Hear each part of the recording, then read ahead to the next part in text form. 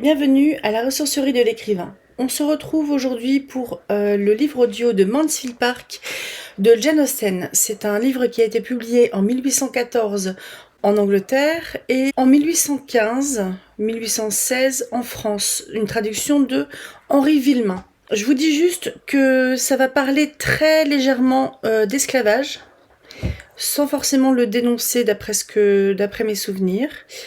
Et je pense que c'est le livre de Jane Austen que je vais préférer par rapport à la thématique et par rapport à l'héroïne Fanny Price. Donc on va voir ça tout de suite et on va le vérifier dans les 15 ou 16 semaines prochaines qui me seront nécessaires pour lire l'intégralité du texte. On se retrouve comme d'habitude à la fin de la lecture des quelques premiers chapitres de Mansfield Park pour un petit vlog lecture où je vais réagir à chaud. Et j'espère que ça va me plaire et vous plaire aussi.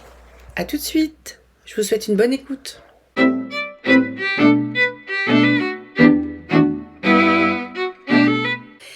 Mansfield Park par Jane Austen.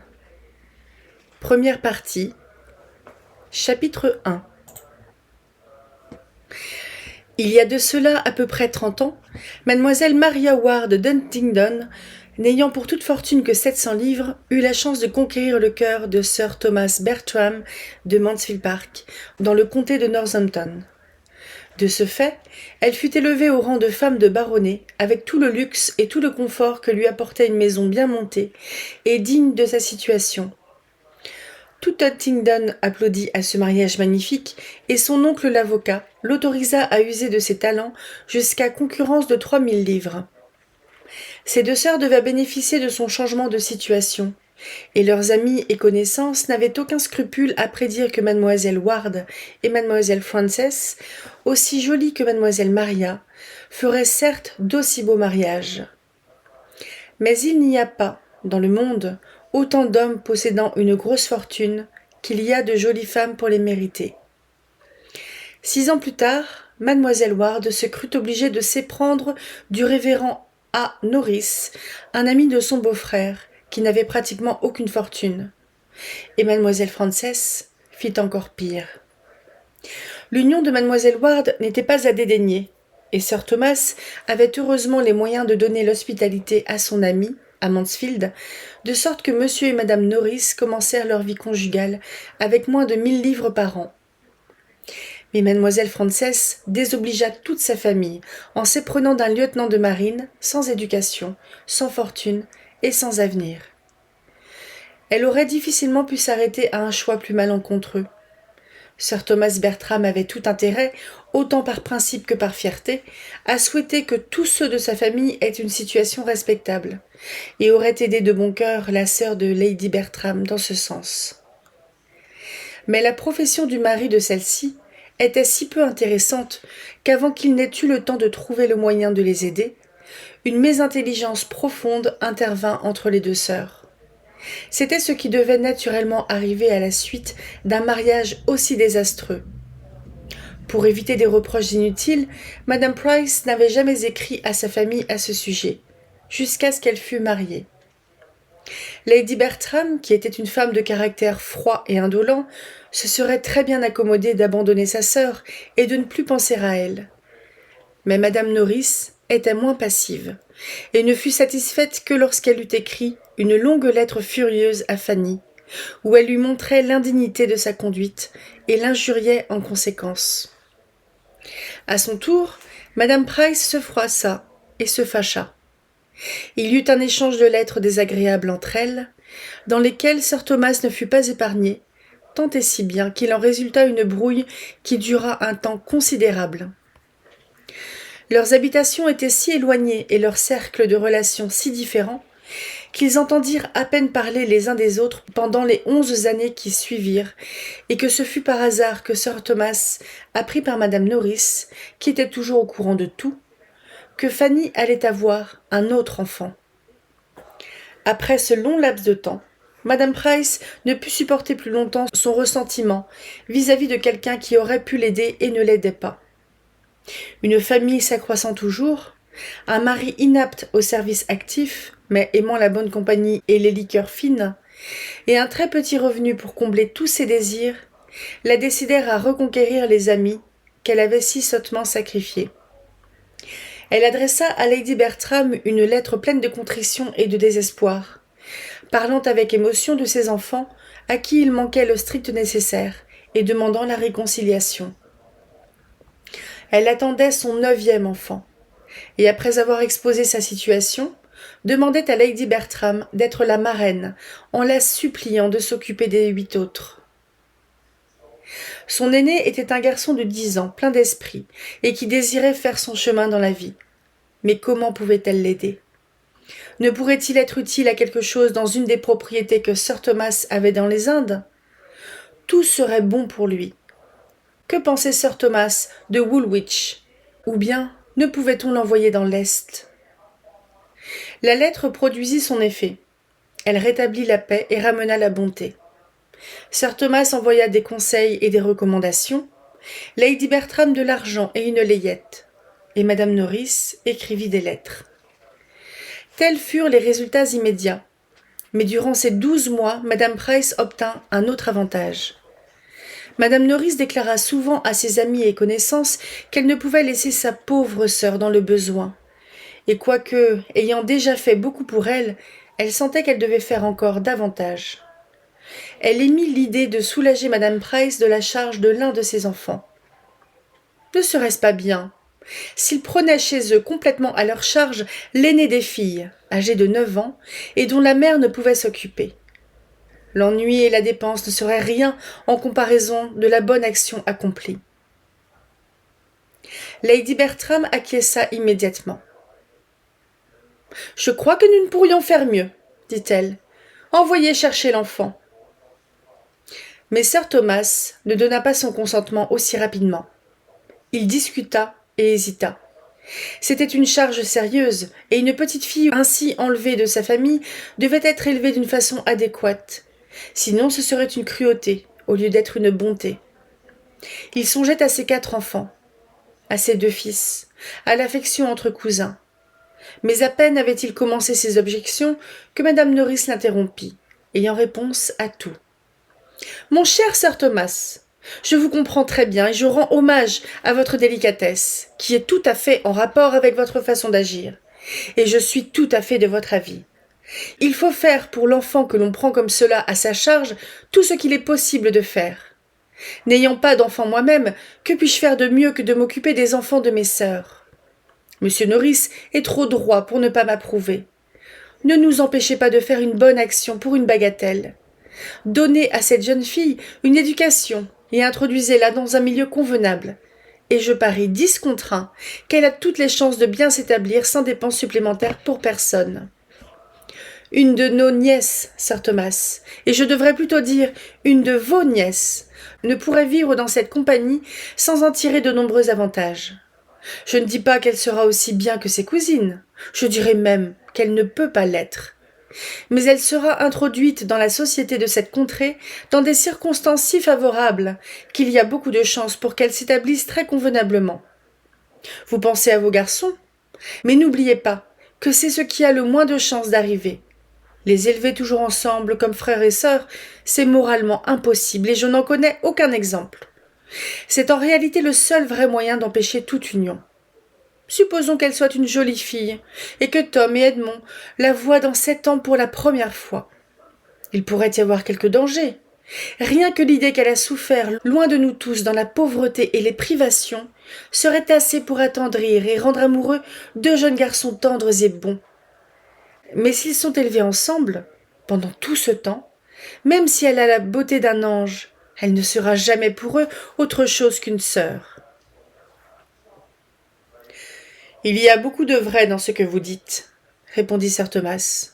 « Et loin de moi l'idée de rejeter une idée qui pourrait contenter tout le monde. Je désirais seulement faire remarquer que cet engagement ne doit pas être pris à la légère, et que pour qu'il soit réellement une aide pour Madame Price, et une possibilité pour nous, nous devons pouvoir assurer à cet enfant, ou du moins nous engager à lui assurer pour l'avenir, la possibilité de devenir une femme accomplie, et qu'elle puisse se suffire à elle-même, même si, quoi que vous disiez, elle ne trouve pas à se marier. « Je vous comprends parfaitement, s'écria madame Norris. Vous êtes l'homme le plus généreux que je connaisse, et je suis sûre que nous ne serons jamais en désaccord sur ce point. Comme vous le savez, je suis prête à faire tout ce que je puis. Pour ceux que j'aime, et quoique je ne puisse jamais avoir pour cette petite fille le centième de l'affection que j'ai pour vos enfants, je me haïrais si j'étais capable de la négliger. N'est-elle pas un enfant de ma sœur, et puis-je supporter que cette petite ait faim, tant que j'ai un morceau de pain à lui donner? Mon cher sir Thomas, quoique ayant beaucoup de défauts, j'ai un cœur tendre et pauvre comme je le suis. J'aimerais mieux renoncer à mon nécessaire que d'agir d'une façon peu généreuse. Alors, si vous n'y êtes pas opposé, j'écrirai à ma sœur demain, et aussitôt que les dispositions seront prises, je ferai venir l'enfant à Mansfield. Vous n'en aurez aucun ennui, je vous le jure. Quant à mes propres peines, vous savez que je ne m'en soucie guère. J'enverrai Fanny à Londres, où elle peut loger chez son cousin, qui est sellier, et où l'enfant pourrait la rejoindre. Ils peuvent facilement l'envoyer de Portsmouth par la diligence sous la garde de quelques personnes honorables. Il y a toujours au moins une femme d'homme d'affaires, qui fait le voyage. Sir Thomas ne fit plus aucune objection, si ce n'est quant à la personnalité du cousin de Fanny. Et un rendez-vous moins économique, mais certes plus honorable, fut arrangé en conséquence. Il ne restait plus qu'à se laisser à la joie du joli projet. Sa part de sensation de reconnaissance n'aurait certes pas dû être égale en toute justice, car sir Thomas était absolument résolu à être le protecteur réel et effectif de l'enfant choisi, tandis que madame Norris n'avait pas la moindre intention d'intervenir dans sa subsistance. Tant qu'il ne s'agissait que de parler, de marcher, de discuter, elle était sincèrement dévouée, et personne ne savait mieux qu'elle dicter aux autres la façon d'être libérale. Mais son amour de l'argent était égal à son amour du commandement, et elle savait aussi bien le moyen de garder le sien que de dépenser celui des autres. S'étant mariée avec de petits revenus, elle avait dû s'astreindre dès le début à une ligne de conduite d'économie obligatoire. Et ce qui avait commencé à être chez elle une affaire de prudence devint une affaire de goût. Si elle avait une famille à nourrir, madame Norris ne serait pas devenue avare. Mais n'ayant pas ce souci, il n'y avait rien pour l'empêcher de faire des économies et diminuer la douceur de pouvoir faire, au bout de l'année, une addition des revenus qu'elle ne dépassait jamais. Avec de tels principes, il lui était impossible de faire plus que protéger et encourager une telle charité. Quoique rentrant au presbytère, elle s'imagina être la tante la plus libérale et la sœur la plus généreuse du monde. Lorsque le sujet revint sur le tapis, ses vues s'étaient bien concrétisées, et c'est avec stupéfaction que sir Thomas l'entendit répondre à la question de lady Bertram. Si l'enfant irait d'abord chez eux ou chez elle? Que c'était tout à fait en dehors de ses moyens de prendre la moindre part à l'entretien de celle-ci. Il avait cru qu'elle serait au contraire considérée comme particulièrement bienvenue au presbytère, et semblait une compagne tout indiquée pour une tante sans enfant. Il se rendit compte qu'il s'était tout à fait trompé. Madame Norris regrettait de dire que dans sa situation actuelle, il était tout à fait en dehors de question que l'enfant vînt habiter chez elle. La santé précaire de M. Norris rendait la chose impossible. Il ne supporterait pas plus le bruit d'un enfant qu'il ne supportait celui d'une mouche. Évidemment, si son attaque de goutte allait mieux, ce serait tout différent, et elle serait alors contente de prendre l'enfant à son tour. Mais pour le moment, le pauvre M. Norris prenait tout son temps, et le seul fait de lui parler d'une telle chose serait mauvais pour sa santé. « Alors, il vaut mieux qu'elle vienne chez nous, » dit lady Bertram avec le plus grand calme. Après un moment, sir Thomas ajouta avec dignité. « Oui, que sa maison soit la nôtre. Nous nous efforcerons de faire notre devoir vis-à-vis d'elle, et elle aura au moins l'avantage d'avoir des compagnes de son âge et de son rang. »« Très vrai, » s'écria madame Norris. « Ce sont là deux considérations très importantes. Et ce serait la même chose pour Miss Lee, d'avoir 3 enfants à instruire au lieu de 2. Je regrette de ne pas être plus utile, mais vous voyez que je fais tout ce que je puis. Je ne suis pas de celles qui épargnent leurs peines. Fanny ira les chercher, malgré les désagréments que j'aurai à me priver de celle-ci pendant 3 jours. Je suppose, ma sœur, que vous mettrez l'enfant dans la petite mansarde blanche, près de l'ancienne nurserie. Ce sera le meilleur endroit pour elle, près de Miss Lee, et non loin des autres petites de la femme de chambre, qui peuvent à leur tour l'aider à s'habiller et s'occuper de ses vêtements. Car je suppose que vous ne songez pas à demander à Élise de prendre soin d'elle comme de vos filles. Je ne crois pas que vous pourriez la mettre ailleurs. Lady Bertram ne fit aucune objection. J'espère qu'elle se montrera de bonne volonté, continua madame Norris, et qu'elle sera reconnaissante pour la bonne fortune inespérée qu'elle aura d'avoir de tels amis. Si ses dispositions sont vraiment mauvaises, dit sir Bertram, nous ne la garderons pas dans notre famille, pour le bien de nos enfants, mais il n'y a pas de raison de le croire. Nous trouverons sans doute beaucoup de choses à désirer en elle, et nous devons nous préparer à une monstrueuse ignorance, à des idées mesquines et à une désastreuse vulgarité de manières. Mais ce ne sont ni des défauts incurables, ni, je crois, des défauts contagieux. Si mes filles avaient été plus jeunes qu'elles, j'aurais hésité à leur donner une telle compagne. Mais dans ce cas-ci, il n'y a rien à craindre. C'est exactement ce que je pense, s'écria madame Norris, et c'est ce que je disais à mon mari également ce matin. Le seul fait d'être avec ses cousines donnera de l'éducation à cet enfant. Si même Miss Lee ne lui apprenait rien, elle apprendrait à être bonne et intelligente en leur compagnie. J'espère qu'elle ne taquinera pas mon petit chien, dit lady Bertram. J'avais enfin obtenu que Julia le laissât tranquille. Il y aura quelques difficultés de notre côté, madame Norris, observa sir Thomas, à cause de la différence nécessaire à établir entre les jeunes filles quand elles grandiront. Comment préserver dans l'esprit de mes filles le sentiment de ce qu'elles sont, sans pour cela dédaigner leur cousine? Et comment arriver sans humilier celle-ci à lui rappeler qu'elle n'est pas une demoiselle Bertram?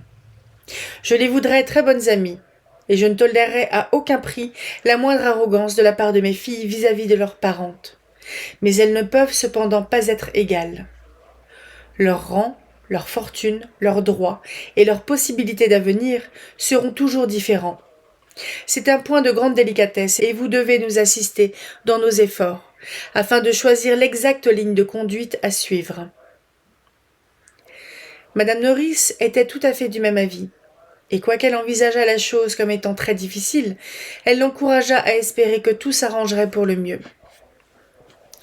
Il est facile de supposer que madame Norris n'écrivit pas en vain à madame Price.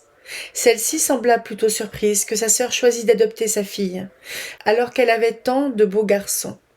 Mais elle accepta l'offre avec reconnaissance, en l'assurant que sa fille avait bon caractère, beaucoup d'esprit, et qu'il n'aurait jamais à s'en plaindre.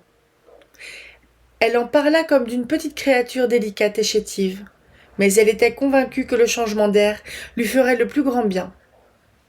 Pauvre femme! Elle pensait sans doute qu'un changement d'air aurait fait un aussi grand bien à ses autres enfants.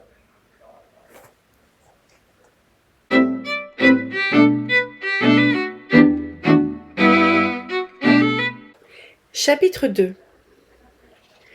Le voyage de la petite fille s'accomplit sans incident. À Northampton, elle fut rejointe par madame Norris, qui avait réclamé le droit d'être la première à lui souhaiter la bienvenue, et à l'amener vers les autres en la recommandant à leur bonté.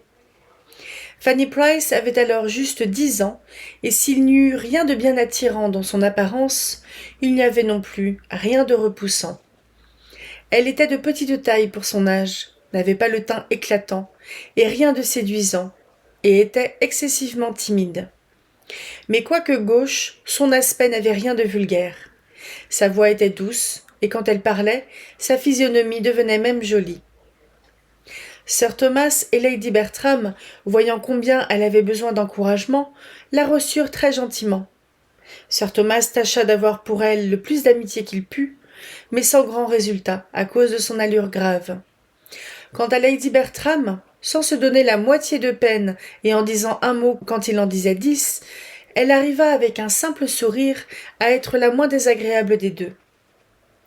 Toute la jeunesse était à la maison et se comporta convenablement, gaiement et sans embarras, du moins de la part des garçons qui, âgés respectivement de 16 et 17 ans et grands pour leur âge, avaient déjà l'apparence d'hommes aux yeux de leur jeune cousine. Les deux filles, qui étaient plus jeunes et ressemblaient à leur père, furent moins naturelles. Mais elles étaient trop habituées au monde et trop orgueilleuses pour avoir la moindre timidité, et la certitude que leur cousine manquait totalement d'usage leur donna vite un air d'indifférence parfaite. C'était une famille qui avait réellement belle allure. Les fils étaient de beaux et solides garçons, les filles étaient très avenantes. Ils étaient tous grands pour leur âge et admirablement élevés, ce qui rendait plus frappante la différence avec leur petite cousine. On n'aurait pas pu supposer qu'il n'y avait que 2 ans d'écart d'âge entre la plus jeune et Fanny. Julia Bertram n'avait que 12 ans, et Maria 1 an de plus, à peine. La petite étrangère se trouvait aussi malheureuse que possible. Craignant tout le monde, honteuse d'elle-même, et ayant la nostalgie de la maison qu'elle avait quittée, elle ne savait comment se tenir, et arrivait difficilement à articuler un mot sans pleurer. Madame Norris lui avait parlé de sa chance inespérée tout le long du chemin, depuis Northampton, et lui avait tant expliqué comment elle devrait se comporter et toute la gratitude qu'elle devait avoir pour ceux qui la recevaient, qu'elle avait conscience d'être une pauvre petite chose, pour qui le bonheur n'était pas fait. La fatigue aussi la terrassait, après le long voyage qu'elle avait fait, et c'est en vain que sir Thomas lui prodigua sa grande condescendance, et madame Norris ses recommandations.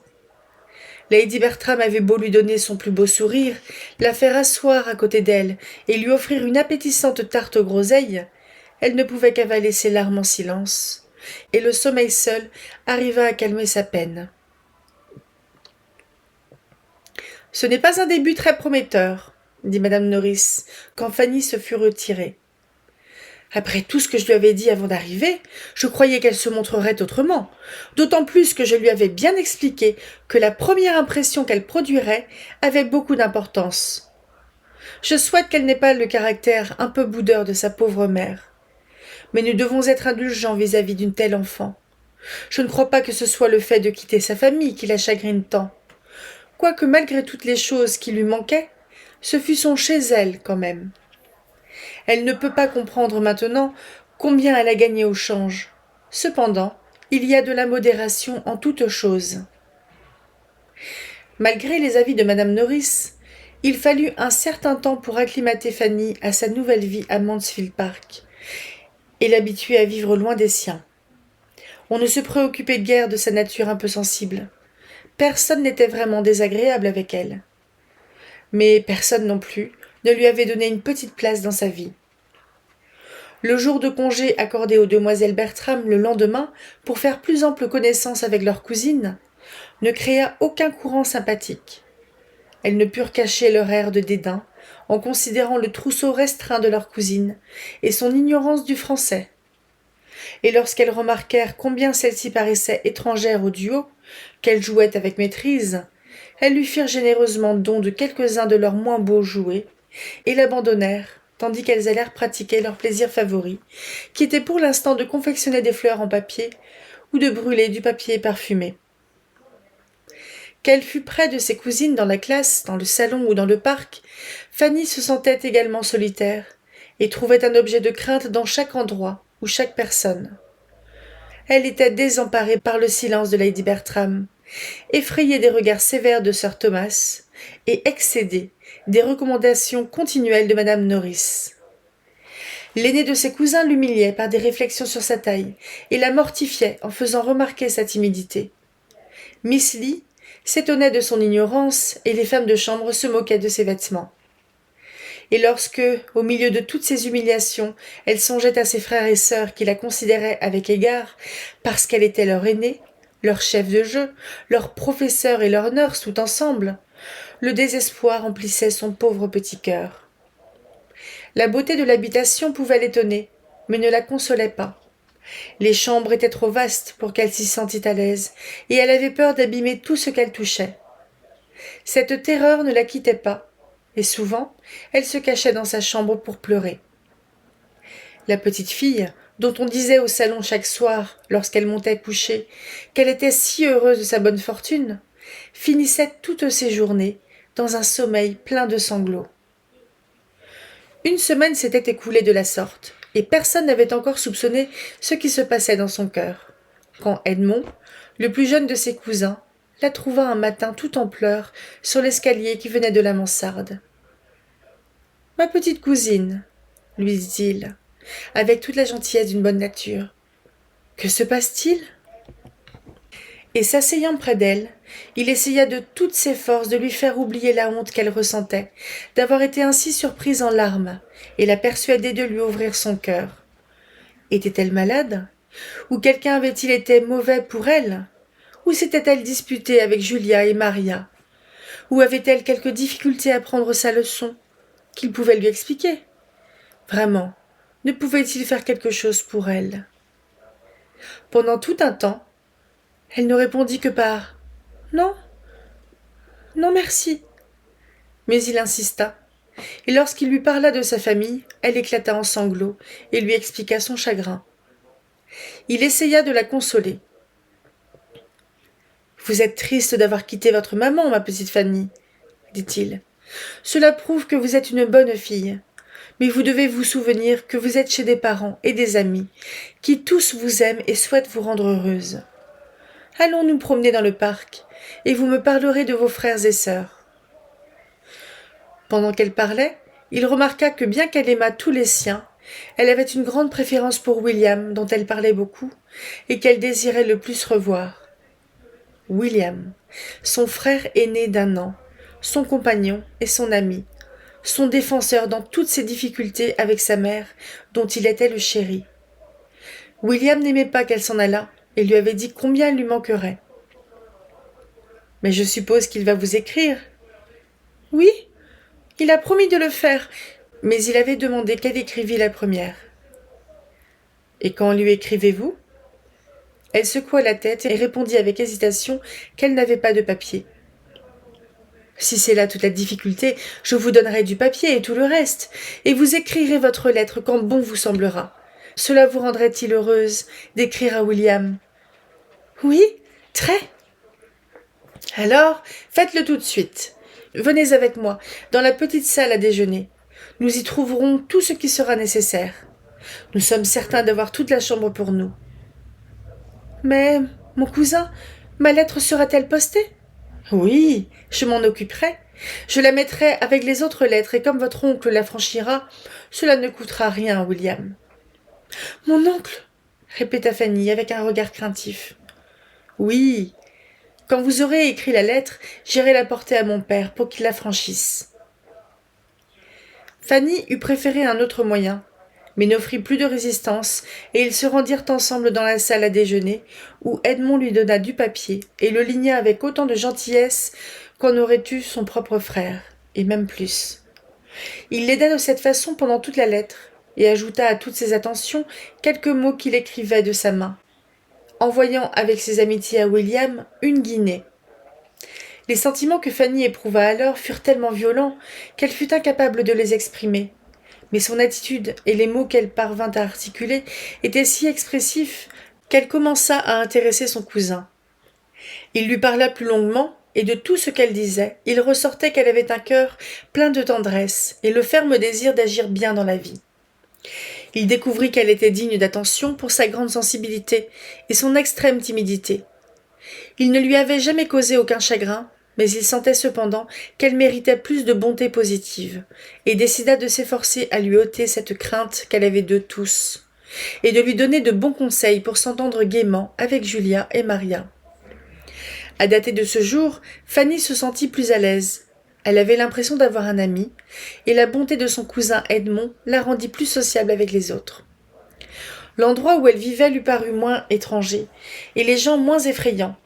Et si parmi eux il y en avait encore qu'elle ne pouvait s'empêcher de craindre, elle commença à étudier leurs habitudes et la meilleure façon d'agir avec eux. Son apparence un peu rustique et un peu fruste, qui avait troublé l'uniformité de la tenue de la famille, finit par disparaître. Elle n'eut plus peur de paraître devant son oncle, et ne s'irrita plus des recommandations de sa tante Nourrice. Elle devint une compagne acceptable pour ses cousines, quoique malheureusement son infériorité en âge et en instruction ressortit souvent, et qu'un tiers fut nécessaire pour rétablir la paix. Ce tiers était toujours Edmond, indulgent et accommodant, et qui savait faire valoir les qualités de Fanny en faisant appel à leur bonté.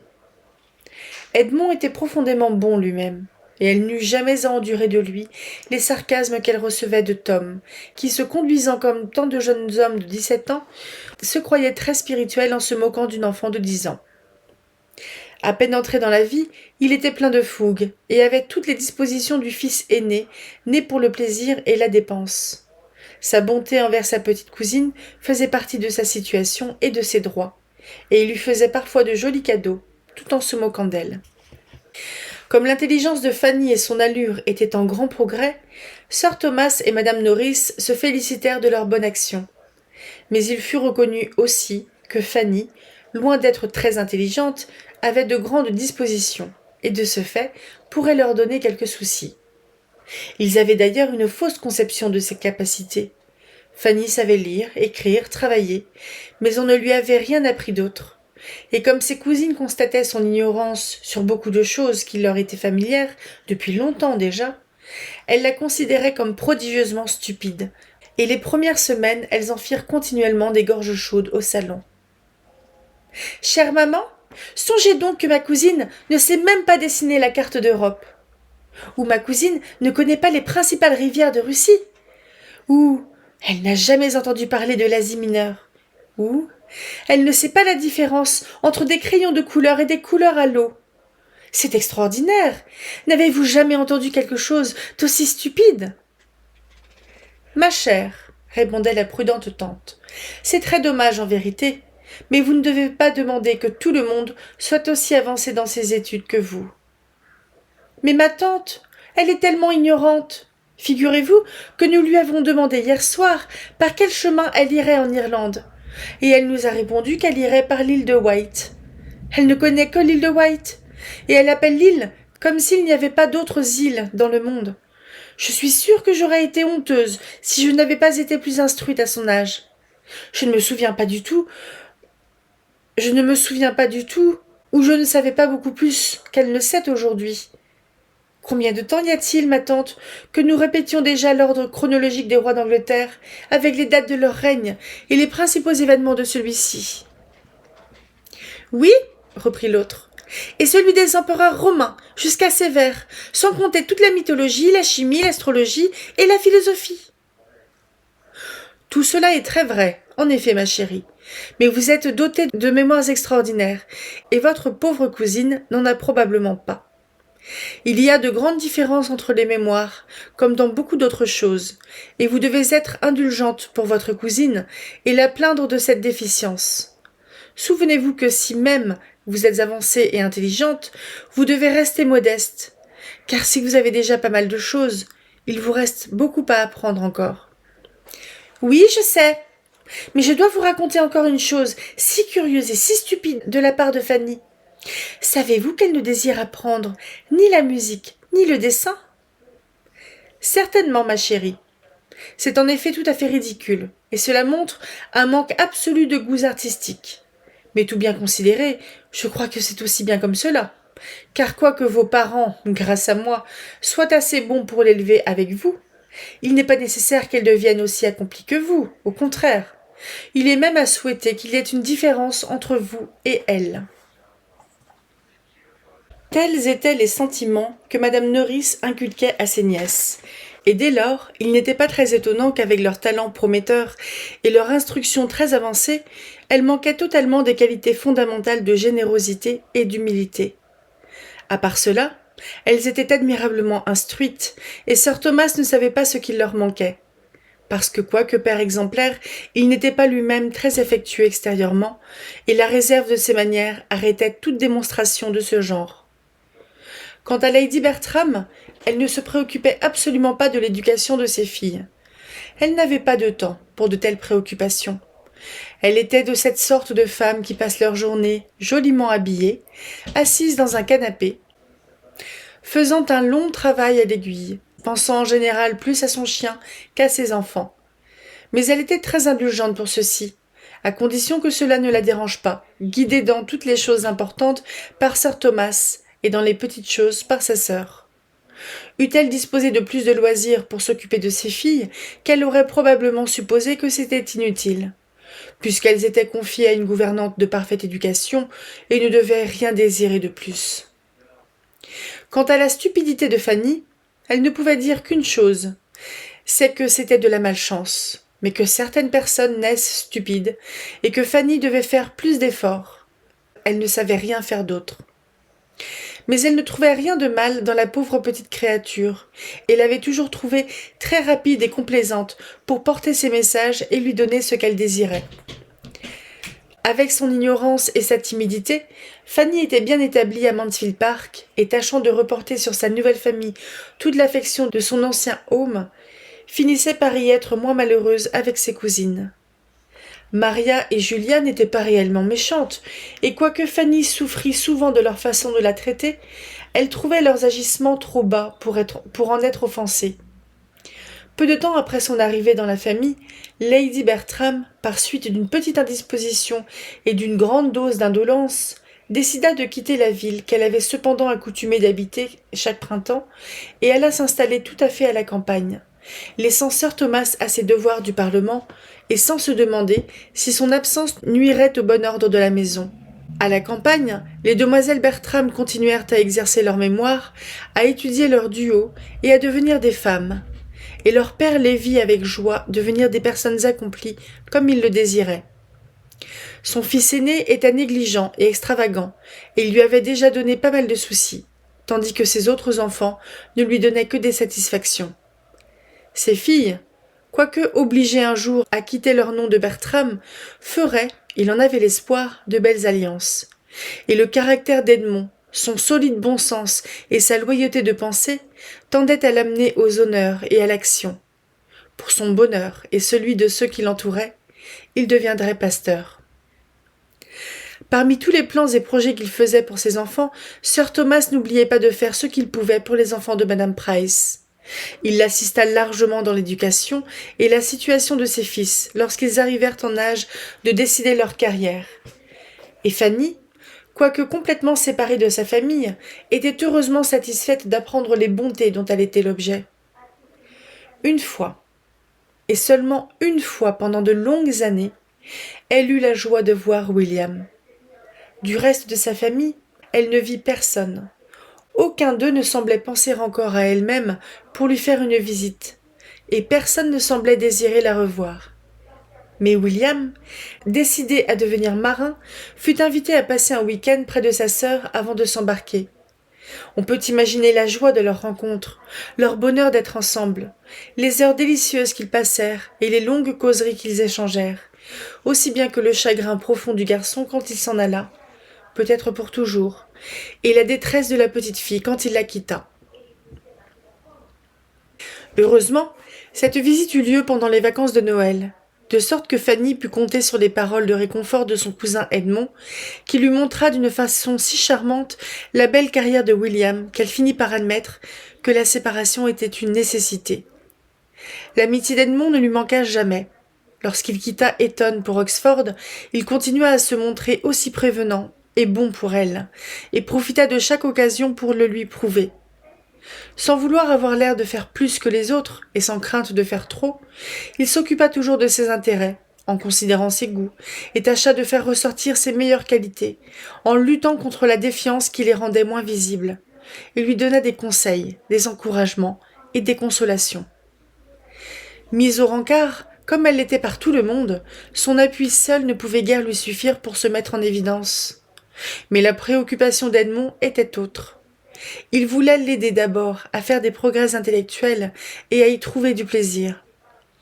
Il la savait intelligente, d'une compréhension rapide et d'un bon jugement, et ayant une vraie passion pour la lecture qui, bien dirigée, devait être une éducation par elle-même.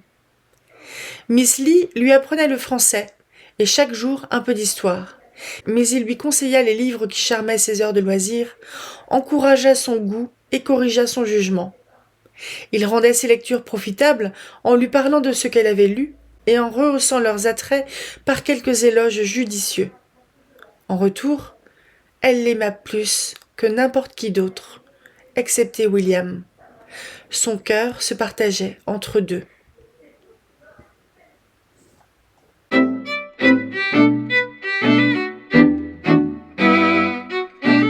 Chapitre 3.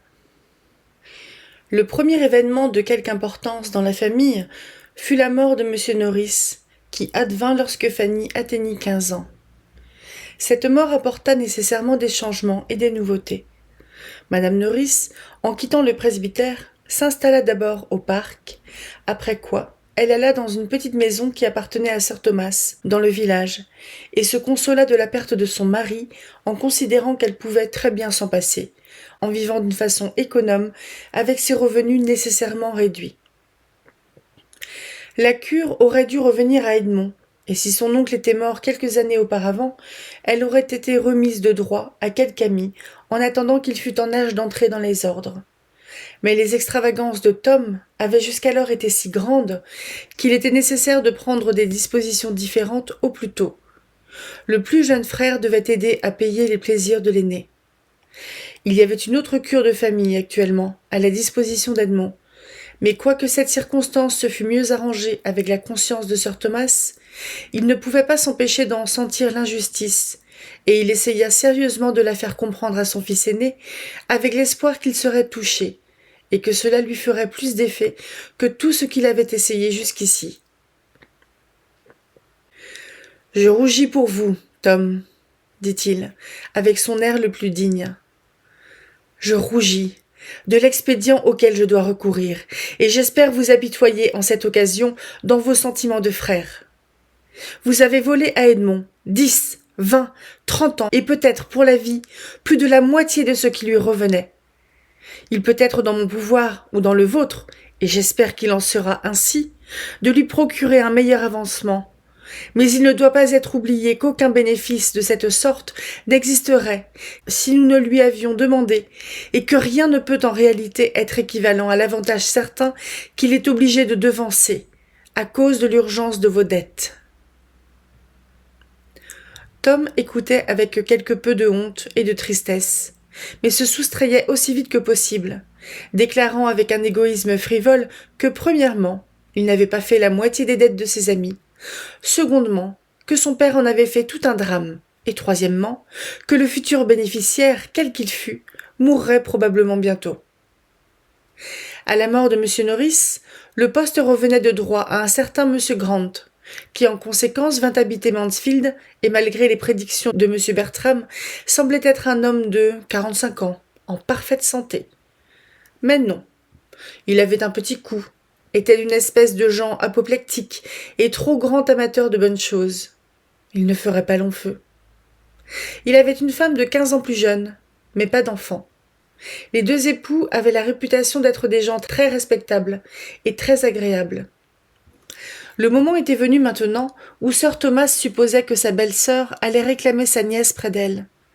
Son changement de situation, les progrès que Fanny avait réalisés en grandissant, semblaient ne plus apporter d'objection à ce qu'elles vivent ensemble, mais au contraire rendaient naturelle leur réunion. Comme d'une part les revenus de sir Thomas avaient diminué en raison des pertes récentes dans ses États des Indes, en surplus des extravagances de son fils aîné, il devenait désirable pour lui d'être délivré de la charge et des obligations de son établissement futur. Certain qu'il ne pouvait en être autrement, il en parla à sa femme, et la première fois que celle-ci eut l'occasion de voir Fanny, elle lui dit « Alors, vous allez nous quitter et vivre avec ma sœur ? Êtes-vous contente ?» Fanny fut trop surprise pour dire autre chose que répéter les mots de sa tante. « Vous quitter ? Oui, ma chérie. Pourquoi en seriez-vous étonnée ? Vous êtes restés 5 ans avec nous, et ma sœur a toujours désiré vous prendre près d'elle si son mari mourait. Mais vous devez revenir chez nous autant de fois que vous le désirez. » La nouvelle était pour Fanny aussi désagréable qu'inattendue. Elle n'avait jamais reçu de témoignage de bonté de la part de sa tante Norris et ne pouvait l'aimer. « Je serais très triste de partir, » dit-elle, avec une voix altérée. « Oui, je comprends cela, c'est assez naturel. Je ne crois pas que rien puisse jamais vous affliger, depuis que vous êtes venue dans cette maison, comme une pauvre petite créature. »« J'espère que je ne suis pas ingrate, ma tante, » dit Fanny modestement. « Non, ma chère, j'espère que non. Mais vous êtes sûre d'avoir une maison confortable. Cela ne fera pas une grande différence pour vous d'être dans une maison ou une autre. Fanny quitta la chambre avec un cœur très triste. Elle ne trouvait pas la différence si petite et elle n'éprouvait aucune satisfaction à vivre avec sa tante. Dès qu'elle rencontra Edmond, elle lui raconta son chagrin.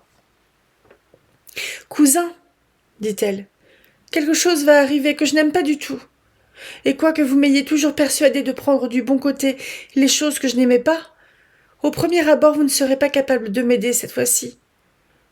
Je vais aller vivre entièrement avec ma tante Noris. »« Vraiment ? » ?»« Oui.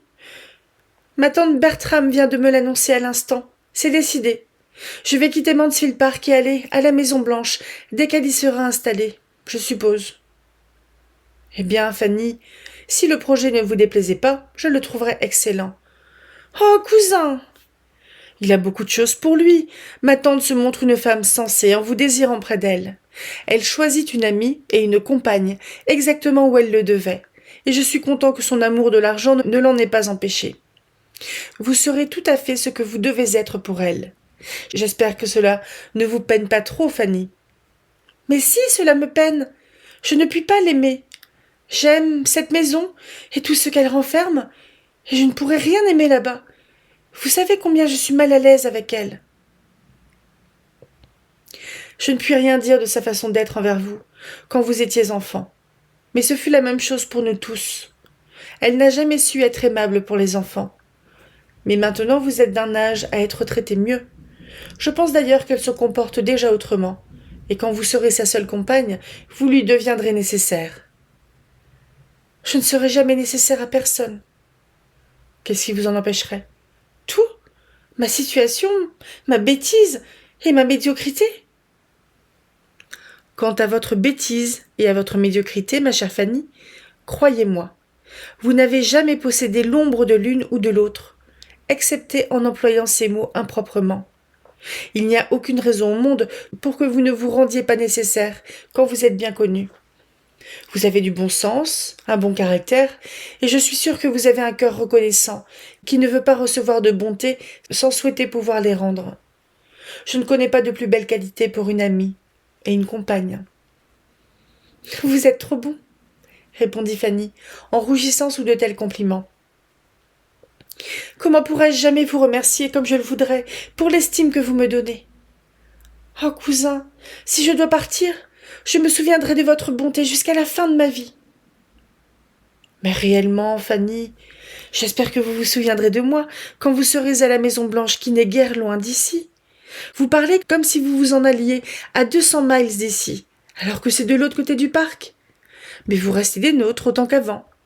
Les deux familles se verront chaque jour de l'année, et la seule différence sera que vivant avec votre tante, vous devrez nécessairement prendre la place qui vous revient dans la vie. Ici, il y a trop de personnes derrière lesquelles vous vous cachez. Mais avec elle, vous serez forcé de parler pour vous-même. Oh, ne dites pas cela. Je dois le dire, et je le dis avec plaisir. Madame Noris est bien mieux placée que ma mère pour s'occuper de vous maintenant. Elle fera beaucoup pour quelqu'un à qui elle s'intéresse vraiment, et elle vous forcera à rendre justice à vos qualités naturelles. Fanny soupira et répondit. Je ne puis pas voir les choses comme vous, mais je devrais vous croire cependant, et je vous suis très obligée d'essayer de m'habituer à ce qui doit être. Si je pouvais croire que ma tante s'intéresse vraiment à moi, ce serait délicieux de sentir que je suis utile à quelqu'un. Ici, je sais que je ne comptais pour personne, et cependant, j'aimais tant cet endroit. L'endroit est justement ce que vous ne quittez pas en quittant la maison, Fanny. Vous aurez la disposition du parc et des jardins comme auparavant. Même votre petit cœur fidèle ne doit pas craindre ce changement purement nominal. Vous aurez les mêmes promenades à parcourir, la même librairie pour vous distraire, les mêmes gens à rencontrer et le même cheval à monter. C'est vrai ? Oui, ce cher vieux poney gris. Ah, cousin, quand je me rappelle combien j'avais peur de monter, quelle terreur me prenait quand j'entendais dire que cela me ferait du bien. Oh, ce que je tremblais quand mon oncle parlait de chevaux. Et puis, quand je songe à la peine que vous vous êtes donnée à me faire entendre raison, et à calmer mes frayeurs et la patience avec laquelle vous m'avez convaincue que j'aimerais monter après un petit temps, et combien vous aviez raison. Je suis encline à espérer que vous puissiez toujours prophétiser aussi bien. Et je suis tout à fait convaincue que votre existence avec madame Norris sera aussi bonne pour votre esprit que monter à cheval a été bon pour votre santé, et en même temps pour votre plus grand bonheur. » Ainsi se termina la conversation, qui, avec tout le bien qu'elle aurait pu faire à Fanny, s'avéra totalement inutile par le fait que jamais madame Norris n'avait la plus petite intention de la prendre chez elle. Cela ne lui était jamais venu à l'esprit, sinon comme une chose à éviter, avec soin. Pour prévenir cette demande, elle s'était installée dans la plus petite habitation qui existât dans tout Mansfield Park. La Maison Blanche étant juste assez grande pour la recevoir avec ses servantes et comprendre une chambre d'amis à laquelle elle tenait particulièrement. La chambre d'amis n'avait jamais été employée au presbytère, mais s'avérait aujourd'hui d'une absolue nécessité. Cependant, toutes ces précautions furent supposées avoir une meilleure intention, et son insistance pour avoir cette chambre d'amis pouvait avoir trompé Sir Thomas, lui faisant supposer qu'elle était réellement destinée à Fanny. Lady Bertram éclaircit bientôt la question en disant à madame Norris sans détour: « Je pense, ma sœur, que nous n'aurons plus besoin de garder Miss Lee quand Fanny ira vivre avec vous. » Madame Norris sursauta. « Vivre avec moi, chère Lady Bertram, que voulez-vous dire ? » « Ne va-t-elle pas vivre avec vous ? Je croyais que c'était arrangé avec Sir Thomas. »« Moi ? Jamais ? Je n'en ai jamais touché un mot à Sir Thomas, et lui ne m'en a pas parlé. Fanny, vivre avec moi ? C'était la dernière chose à laquelle j'aurais pensé, ou que quelqu'un nous connaissant toutes deux aurait souhaité. Bon Dieu, que pourrais-je faire de Fanny ? Moi, une pauvre veuve solitaire, inutile, bonne à rien, l'esprit tout à fait abattu. Que pourrais-je faire avec une jeune fille qui en est à ce moment-là de la vie, à 15 ans ?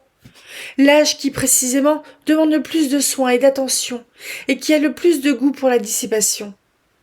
Il n'est pas possible que Sir Thomas ait envisagé une chose pareille. Sir Thomas est mon ami, et personne me souhaitant du bien n'aurait proposé cela. Comment vous en a-t-il parlé ? Au fait, je ne sais pas. Je suppose qu'il trouvait que c'était le mieux. Mais qu'en a-t-il dit ? Il ne peut pas avoir dit qu'il désirait que je prenne Fanny. Je suis sûre que dans son cœur, il ne peut souhaiter cela.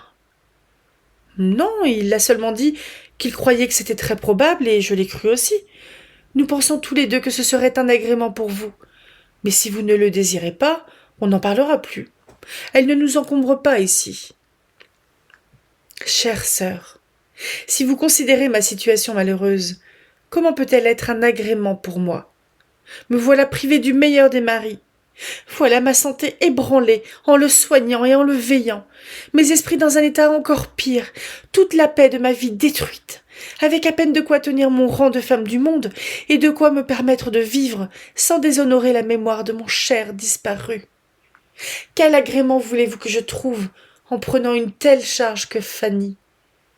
Je ne voudrais pas, pour mon propre salut, faire une chose aussi injuste vis-à-vis de cette pauvre fille, de cette pauvre petite. Elle est en de bonnes mains, et assurée de faire le bien, je dois lutter seule avec mes difficultés et mes chagrins, comme je le puis. Alors, cela ne vous fera rien de vivre toute seule ? Chère Lady Bertram, quel est mon lot, sinon la solitude ? De temps à autre, j'espère avoir une amie dans mon petit cottage. J'aurai toujours un lit pour les amis. Mais la plupart de mes jours futurs se passeront dans une réclusion complète. Que je puisse nouer les deux bouts, c'est tout ce que je demande. J'espère, ma sœur, que les choses n'iront pas si mal que vous le dites cependant, puisque Sir Thomas a dit que vous auriez 600 livres par an. Je ne me plains pas, Lady Bertram. Je sais que je ne puis plus vivre comme je le faisais, mais je dois supprimer ce que je puis, et apprendre à être une meilleure ménagère. J'ai été une maîtresse de maison très libérale, mais je ne rougirai pas de faire maintenant des économies. Ma situation a diminué, avec mes revenus. Monsieur Norris avait, comme pasteur, des grands devoirs vis-à-vis de la paroisse, dont je ne devrais plus me soucier. Personne ne sait combien il a été dépensé dans notre cuisine pour des mendiants et des vagabonds. À la Maison Blanche, je surveillerai cela. Je dois vivre de ma rente, sinon je serai misérable. Et si je parvenais à mettre un peu de côté au bout de l'année, j'en serais très satisfaite. Je crois que vous pourrez.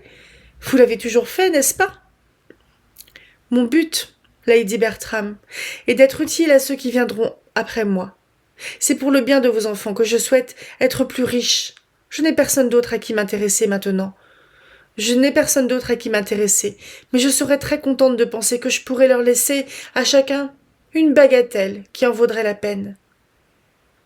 Vous êtes très bonne, mais ne vous préoccupez pas d'eux. Ils sont sûrs de ne manquer de rien. Sir Thomas s'en occupera. Mais les moyens de Sir Thomas seront fatalement amoindris, vous savez, si l'État d'Antigua continue à donner si peu de revenus. Oh, cela va s'arranger. Je sais que Sir Thomas a écrit à ce sujet. Eh bien, Lady Bertram, dit madame Norris en se levant pour partir. Je ne puis que vous dire que mon seul désir est d'être de quelque utilité à votre famille. Et si Sir Thomas reparlait jamais de Fanny, vous pourriez lui dire que ma santé et mes esprits rendent la chose hors de question. D'autant plus que je n'aurai pas même un lit à lui donner, puisque je dois garder une chambre pour mes amis. Lady Bertram donna suffisamment d'extraits de cette conversation à son mari pour lui ôter toutes ses illusions sur les vues de sa belle-sœur, et dès lors, elle fut tout à fait à l'abri d'aucune demande ou de la moindre allusion de sa part. Il ne peut que s'étonner de son refus de faire quelque chose pour une nièce qu'elle avait si chaudement recommandée. Mais comme elle prit grand soin de lui faire comprendre, ainsi qu'à Lady Bertram, que tout ce qu'elle possédait reviendrait à leur famille, il admit la situation comme elle était, ce qui, en lui donnant tous les avantages, lui permettait d'aider plus facilement Fanny, lui-même. Fanny apprit bientôt combien avaient été vaines ses craintes de départ, et la joie spontanée et sincère qu'elle montrait consola Edmond du désappointement qu'il eut de ne pas voir s'accomplir ce qu'il croyait préférable pour elle. Madame Norris s'installa à la Maison-Blanche. Les Grant arrivèrent au presbytère, et la vie reprit à Mansfield, comme à l'ordinaire, pour un certain temps. Les Grant se montrèrent aimables et sociables, et dans l'ensemble, plurent à leur nouvelle relation. Ils avaient naturellement leurs défauts, et madame Norris les eut bientôt trouvés.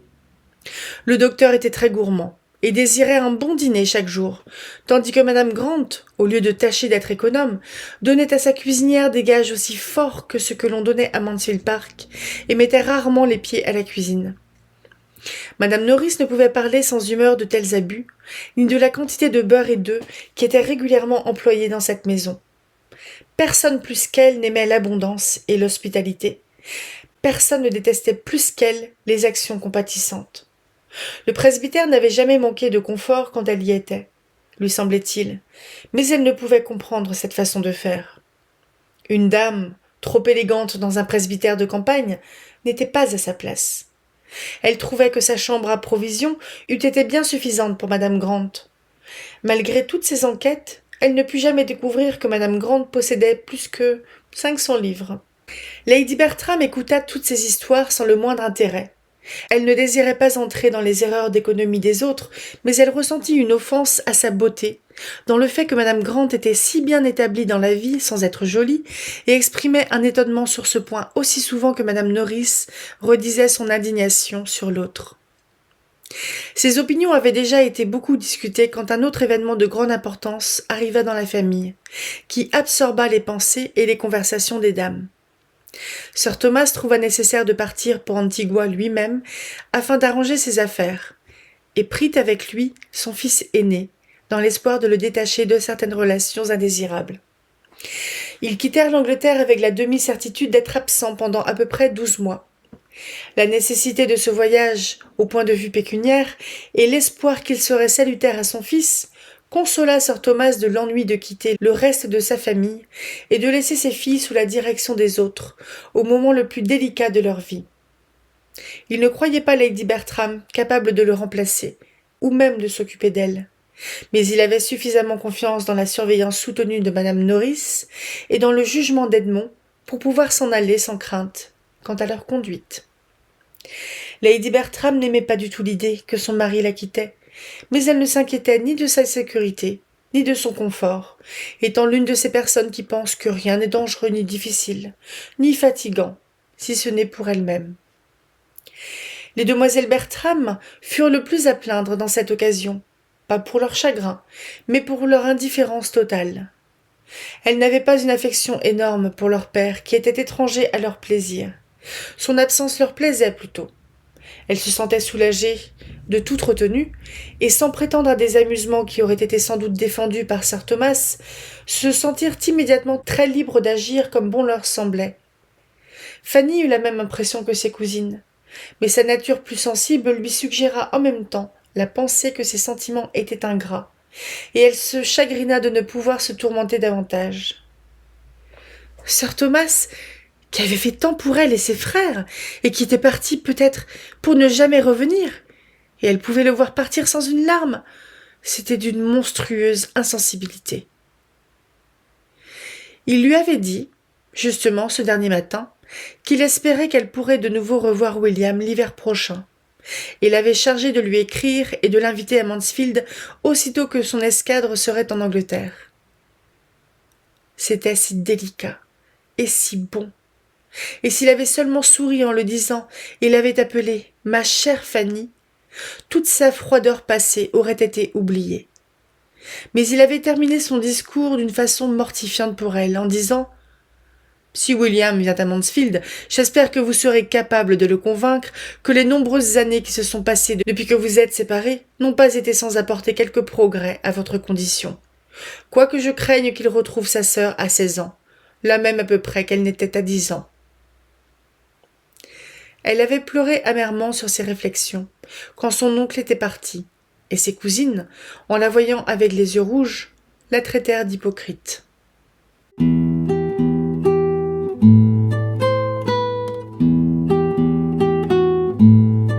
Bonjour et bienvenue dans ce premier vlog lecture consacré à Mansfield Park. À vue de nez, j'ai dit qu'il y avait à peu près 15 ou 16 semaines, j'ai pas revérifié.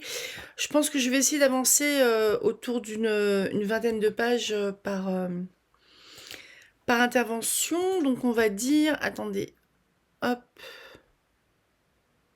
Mais je vais essayer d'avancer un petit peu. Donc c'est un roman qui est divisé en 3 parties. Qui font 18, 12 et 17 chapitres. Voilà, c'est ça. Donc je vais essayer d'avancer à peu près de 20-25 pages par semaine pour trouver un équilibre entre le fait d'avancer quand même et de ne pas avoir non plus des vidéos qui soient trop longues à tourner, mais surtout à monter derrière, parce que là je vais en avoir pour facile 1h30, 2h. Plus le Sherlock, plus la vidéo du mercredi. Bon, même si les segments vidéo où j'apparais, en fait, c'est forcément moins rigoureux en termes de montage, parce que j'aime bien le côté un petit peu improvisé. Mais bref, donc Mansfield Park, je vais faire un tout petit comparatif, mais je vais pas comparer tout du long, parce que ça va être très chiant. J'avais vu l'adaptation de 99, donc c'était un film de Patricia Rozema avec Frances O'Connor dans le rôle de Fanny Price et Johnny Lee Miller dans le rôle d'Edmund Bertram. Donc là c'est Edmund, là on est dans Edmond. Ce qui me fait rire d'ailleurs Edmond, parce que c'était le nom du basset-hound du concierge de mon lycée, qui allait se coller comme les chats en fait à une fenêtre, sauf qu'il hurlait, il pleurait, jusqu'à ce qu'on lui ouvre. Donc sauf que des fois il y a des gens qui sont en classe, et en fait les profs libéraient un élève parce que ça déconcentrait. Donc il y avait un élève qui était chargé d'aller ouvrir une porte à ce pauvre Edmond, qui avait envie de rentrer parce qu'il avait fait son tour. Donc voilà, Edmond allait même à la cantine. C'était en 99-2000, par là. Bref, c'était la petite blague du jour. Je vais faire un tout petit comparatif avec le film. Moi, le film, il m'avait franchement touchée. Parce que Frances O'Connor a joué en fait ce personnage de Fanny Price de manière super subtile, parce qu'on a vraiment ce côté de petite nana qui veut pas s'imposer, qui est pleine d'insécurité, qui est pas accueillie. Vous avez vu un peu dans quelles circonstances elle vit? Elle a un seul allié dans la maison, c'est Edmond.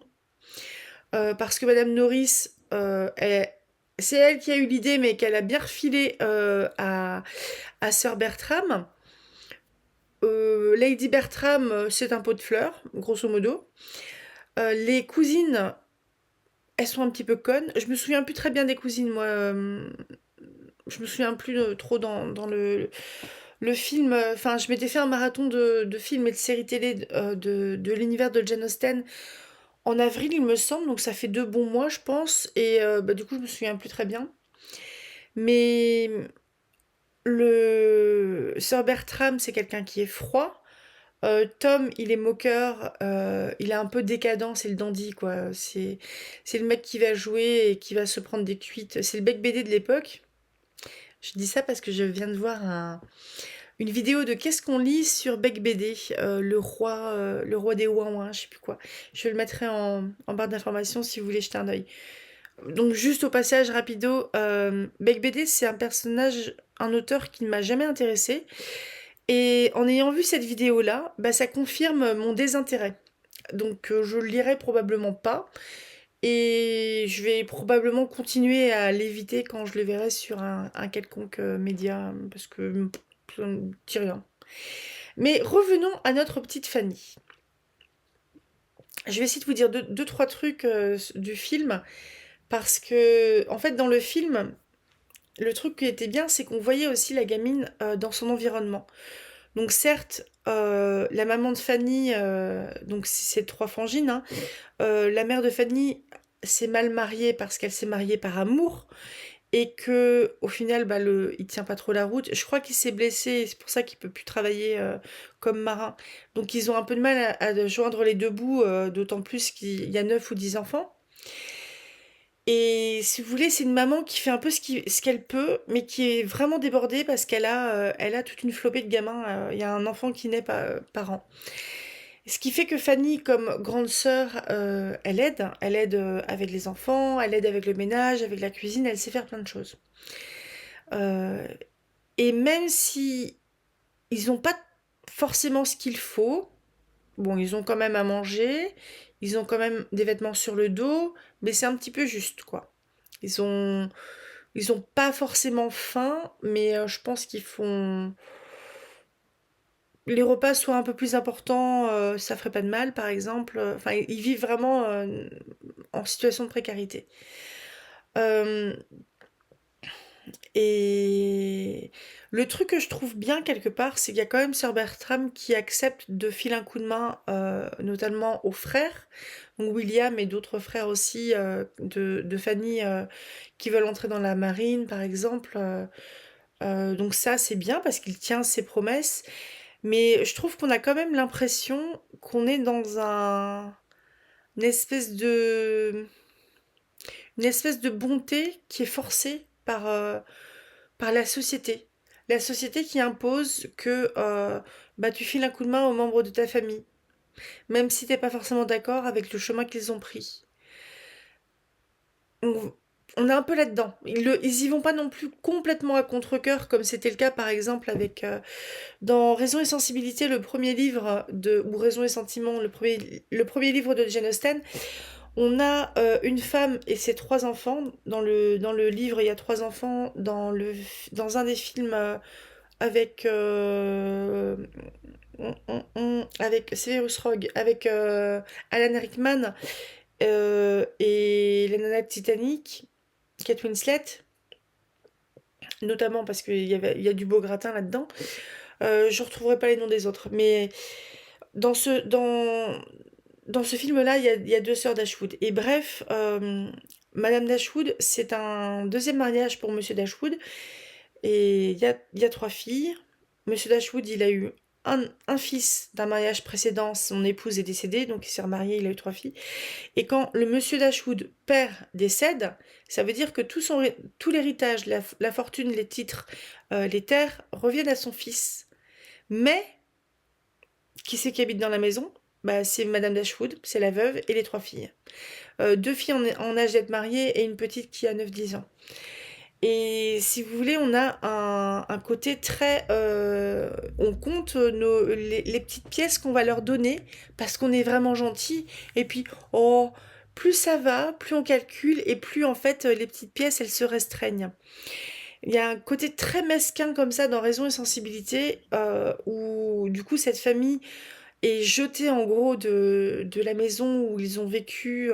Les enfants sont nés là. Donc c'est la seule maison qui ait connu ces enfants-là, qui doivent changer de comté. Donc ils vont vraiment... bon, c'est peut-être pas non plus à l'autre bout de l'Angleterre, mais c'est une petite trotte. Et bah, c'est l'entaille. Ça, c'est l'entaille. J'ai l'impression qu'on n'est pas tout à fait là-dedans dans Mansfield Park. Parce que là, on est sur une famille riche, en fait, qui file un coup de main parce qu'ils sont sympas. Je sais pas s'ils s'en vantent auprès de leur communauté, enfin des autres familles, s'ils se vantent d'aider financièrement, en fait, les enfants Price. Mais moi je sens bien le côté quand même. Elle est bien mignonne quoi, Fanny, hein. Puis c'était assez violent d'ailleurs dans le film. Je trouvais on la rabaissait assez constamment. On lui rappelait en fait son origine, la pauvreté de sa famille, et puis qu'ils étaient bien sympa de l'accueillir. Et en gros, c'était presque une boniche, mais qui n'était pas payée. Enfin, une boniche ou une femme de ménage. Et enfin, on lui rappelait, mais de manière assez violente, son. Vous allez voir comment ça va changer quand elle sera adulte, parce que là, elle est jeune. Mais donc voilà. Fanny, je la trouve très digne. Je la trouve pleine d'insécurité, c'est normal. Et dans le film d'ailleurs avec dont je vous ai parlé, le film de 2007, un truc qui était très intéressant, c'est que en fait, la mère qui est complètement débordée et qui est sûrement un peu touchée en fait, parce qu'on lui enlève sa fille aînée, ce qui veut dire que quelque part, elle va devoir se démerder toute seule avec les petits. Elle les a fait, hein. Donc elle les assume quelque part. Mais la fille suivante, ce qu'il y a une autre fille, une autre grande fille, elle a un an ou deux de moins que Fanny. Pas beaucoup plus. Mais Fanny, c'était vraiment la petite babysitter, quoi. Et c'était très bien foutu, hein. Moi, j'ai adoré j'ai adoré ce film. Et je pense que c'est le personnage austinien que je préfère, Fanny. Je trouve qu'elle arrive, Jane Austen, à camper en quelques traits comme ça, bon, dans une manière qui ne se fait plus aujourd'hui, parce que c'est très narré, hein. Si vous pensez par exemple au show don't tell, donc le show don't tell, c'est une technique qui vient du cinéma, qui, au lieu de montrer, non, au lieu de dire que le personnage il est triste, tu montres le personnage qui pleure. Le personnage qui pleure, qui regarde par exemple dans la rue, par la fenêtre, il pleut, il fait gris, le personnage pleure, par exemple. Au lieu qu'il y ait une voix off qui dise quand Vilma a appris la mort de son mari, elle a pleuré toute la nuit. Donc voilà. Et donc le show don't tell est applicable, certes, dans la narration d'un livre, mais après, il faut faire attention à ses artifices. Et le show don't tell n'existait pas à l'époque parce que bah, c'est une technique cinématographique et que le théâtre, il n'était pas comme ça à l'époque. Mais moi, j'aime beaucoup en fait cette manière de narrer. Bon, faut plus le faire maintenant, mais je pense pas. Il y a un côté très classique quelque part. Mais j'aime bien. J'aime bien. Et je trouve que, enfin, on reconnaît la finesse d'observation de Jane Austen et tout ça. Je suis fan de cette nana. Donc, je vous ai dit que ça allait un petit peu effleurer l'esclavage. Ça va venir. Donc là, j'ai choisi de dire Antigua parce que c'était dit comme ça dans le film. Et là, c'est dit Antigue. Et j'ai peur que des fois ma langue fourche et le dire Antibes, ce qui n'est pas la même chose. Donc, je préfère dire Antigua. Je sais plus exactement où c'est. Parce que je crois que c'est un... Attendez, je pousse mon truc.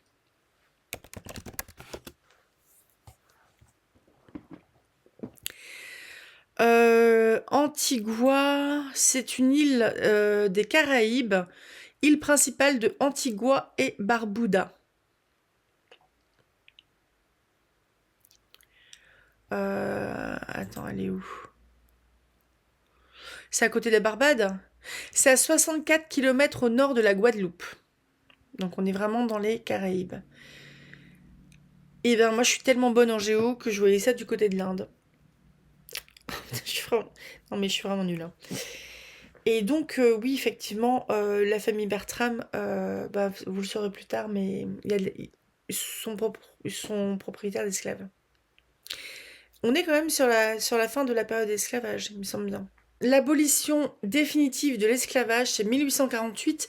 Ça devait être pour la France, parce que là, je suis sur l'Assemblée nationale. Abolition de l'esclavage pour le Royaume-Uni, de manière très précoce. Ouais, c'est un petit peu avant la France. Mais on va en entendre parler un petit peu plus tard. C'est fait d'une manière qui est vraiment sur les faits. Mais vous verrez, vous verrez. Je suis en train de vous spoiler la suite, c'est pas cool. Mais au moins comme ça, si vous savez pas ce que c'était Antigua, oui, donc c'était des plantations, etc. Je sais plus exactement dans quoi ils bossent, mais c'était des plantations. Le truc que je trouve chouette aussi, c'est Edmond. Le côté droit dans les bottes, gentil. J'aime bien, mais j'ai pas le souvenir que c'était un personnage qui a une grande épaisseur, à part le fait qu'il était gentil. Est-ce qu'un personnage gentil est suffisant en termes de caractérisation? Gentil, loyal, droit dans ses bottes, qui fait ce qu'il faut. On verra.